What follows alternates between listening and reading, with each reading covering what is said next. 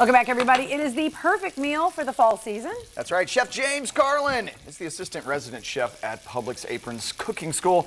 He's helping us prepare Italian bean soup. All right. Although I gotta tell you, I'm already questioning if these are beans out of a can, and when I make bean soup, I gotta soak the beans overnight. That's fine. And I gotta pick through it and make sure there's no little thing in here. Have you just made it easier? It's simple meals. If we were going to do that, this segment would be 2 days long. Seriously, no, I'm with you on that. But it's like, it's my specialty because nobody wants to bother with it. Now everybody else is going to be making it. If you're not familiar with what she means, it's like if you're going to use lentils or beans or black beans, it's a good idea to soak them overnight. And that way you'll put them in this much water, you'll see the beans will expand.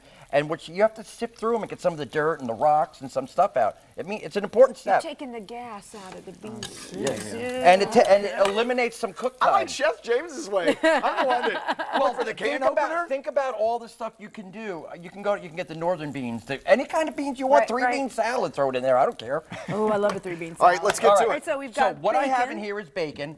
The reason I started the bacon because I wanted to crisp it up to get the carrots in. So in front of us, we have one that is a few steps ahead, and then Matt's going to finish that. But I want you to do something right here. Okay, how do I get from this to there? Okay, great. So you'll see I have the bacon and the carrots cooking. Correct. And you'll see all those wonderful bits on the bottom. I love that. Pieces of love at the bottom, All yes. Right. This is the time you want to add dried herbs.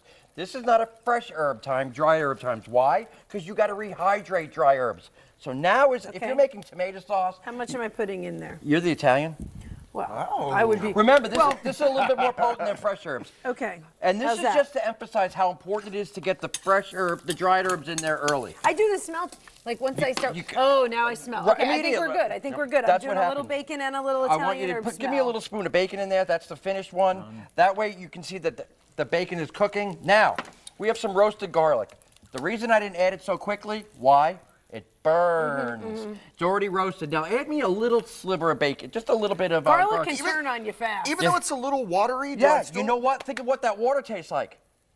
Garlic. So look, you can add a little cloves. Give me a little touch of that. You can always add more. Matt, just throw it in. Okay, sure. Okay. There you go.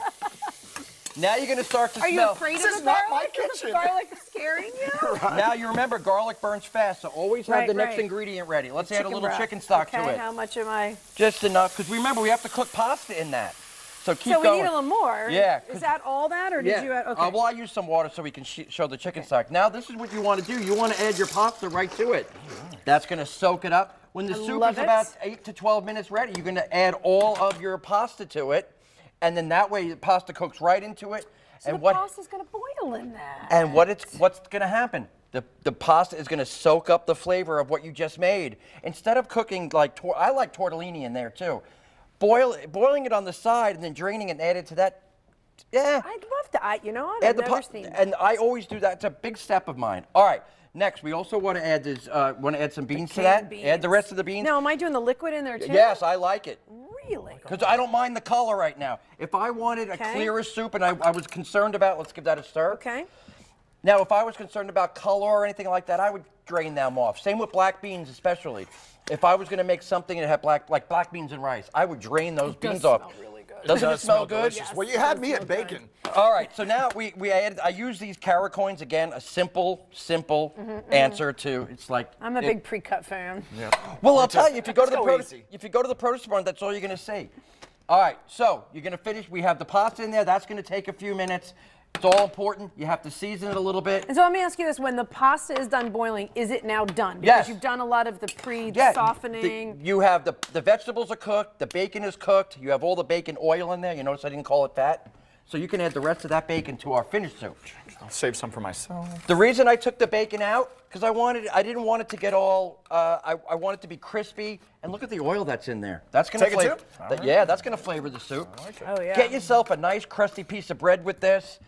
You could add anything you want to this. If you want it to go crazy, I don't know. So I learned a couple things here today, but I did my job. You did good. You did good. Couple things that I learned this that I'll never tell. Though, just so you know, I'll never tell anybody. Use the great northern beans, anything like that.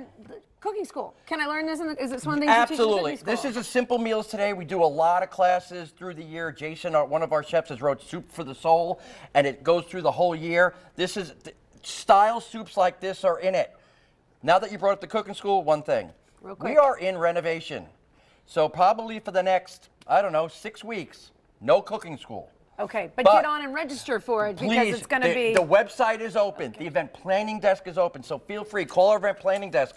We'll still do consultations, take orders for the deli, all that stuff. Thank you, Chef James. Pick up this recipe. I hear you're coming over to visit us. Yes, I'm going to come today. Thanks for your help, and thanks to Publix for sponsoring today's What's Cooking in the Publix Kitchen. And a reminder that you can find the featured recipes on menu cards in every store and also in this week's ad, as well as Publix.com. I can smell this. That's right. Or you can easily just go to firstcoastnews.com, click on the features tab, scroll down to the left side where the Publix recipes are. While you're there, why not sign up for the newsletter? You'll get the featured recipe sent each week.